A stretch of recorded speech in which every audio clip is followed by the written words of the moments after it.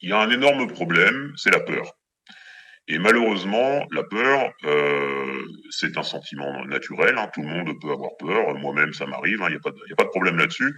Mais le fait que les gens aient peur, par toute cette intimidation, cette pression, ce chantage, les gens ont du mal à se parler entre eux, et donc on évite certains sujets. C'est comme ça que ça se passe. Les gens se retrouvent plutôt sur les réseaux, en fait, sur Internet, parce qu'il y a l'avantage de l'anonymat. Donc les gens se retrouvent sur les réseaux, discutent, et puis parfois ils finissent par un petit peu se faire confiance, et puis ils apprennent que finalement, bah tiens, ah toi t'es pas si loin de moi que ça. Voilà, c'est un petit peu comme ça que ça se passe. Mais dans les brigades, il y a vraiment, c'est d'ailleurs fou, hein, il y a des collègues qui viennent la boule au ventre faire leur métier. Enfin, c'est quand même un sacré problème parce qu'en fait, on peut pas exercer un métier comme le nôtre, si on vient tous les jours la boule au ventre, il faut qu'on soit serein, il faut qu'on soit paisible pour effectuer nos missions. On a quand même une arme avec nous, on a quand même, euh, on va dire, la violence légitime qu'on nous accorde. Donc, on peut difficilement effectuer nos missions si tous les jours, effectivement, on vient la boule au ventre.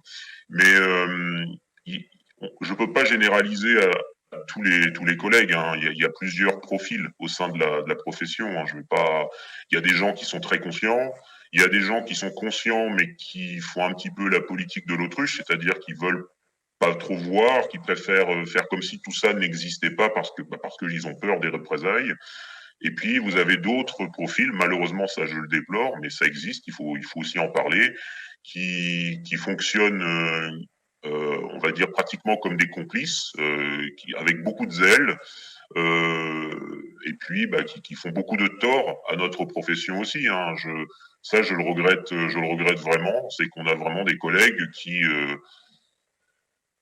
font ça avec beaucoup de sérieux et beaucoup d'application et puis bah c'est bien dommage parce que à côté de ça je le répète il y a une vraie délinquance, il y a une vraie criminalité qui elle mérite d'être punie et qui est très tranquille et qui opère très tranquillement, qui vole des voitures, qui cambriole des appartements, des maisons, qui agresse des retraités chez eux, qui violent, qui escroquent les citoyens. Et ces gens-là, euh, moi je l'ai vécu tout ça, je veux dire, donc opèrent je vais pas dire en toute impunité, mais ils ont des dossiers plus longs que mon bras, ils ont des condamnations, des dizaines de condamnations, sans jamais voir l'ombre d'un barreau de prison, parce qu'en France, la magie, c'est qu'on a tout un éventail de peines alternatives qui fait que avant qu'un délinquant aille en prison, il faut vraiment qu'il l'ait cherché.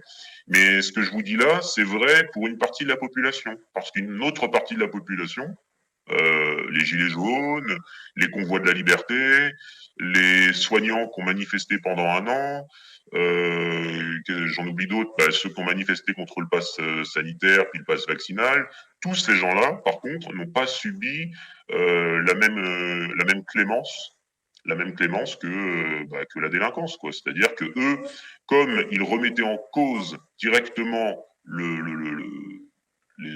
comment dirais-je, les ordres illégitimes ou illégaux de nos gouvernants, ils étaient une menace pour le pouvoir. Donc, comme ils étaient une menace pour le pouvoir, eh bien, ils étaient un mauvais exemple pour les citoyens. Donc, eux, il y avait carte blanche pour les réprimer. D'ailleurs, je ne sais plus quel journal a sorti récemment euh, des, des ordres qui avaient été donnés. Ils ont eu accès à des conversations à la préfecture de police de Paris où on entendait très clairement qu'il fallait défoncer, pardonnez-moi le langage, hein, mais qu'il fallait défoncer les gilets jaunes, quoi. Voilà. Donc c'était très clair que cette répression n'est pas là parce que les gens le méritent. Elle est là uniquement pour faire rentrer les gens chez eux et qu'ils ne reviennent pas. Donc je comprends hein, que mes collègues aient peur, mais il faut qu'ils se disent que dans l'avenir, notre profession, elle est menacée, quoi, hein, clairement. Et s'ils veulent continuer là-dedans, il va falloir à un moment donné aussi qu'ils prennent leur courage à deux mains. Je veux pas donner de leçons de morale. Je sais que c'est difficile. mais on peut faire de la résistance passive en n'allant pas verbaliser les gens. On peut faire de la résistance passive en se mettant en arrêt maladie si on n'en peut plus. Enfin, il y a des solutions où on rentre pas en conflit direct avec la hiérarchie, mais il existe des solutions.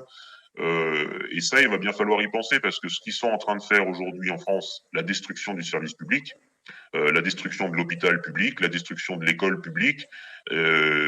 Pourquoi Parce que forcément, ils vendent tout ça au fur et à mesure à leurs copains du privé, qui financent leur campagne. Enfin, tout ça s'entremêle en fait, hein, tout ça s'entrecroise. Si on prend pas conscience de ça, c'est notre profession qui est menacée vraiment dans son ensemble. Donc il faut vraiment en prendre conscience, quoi.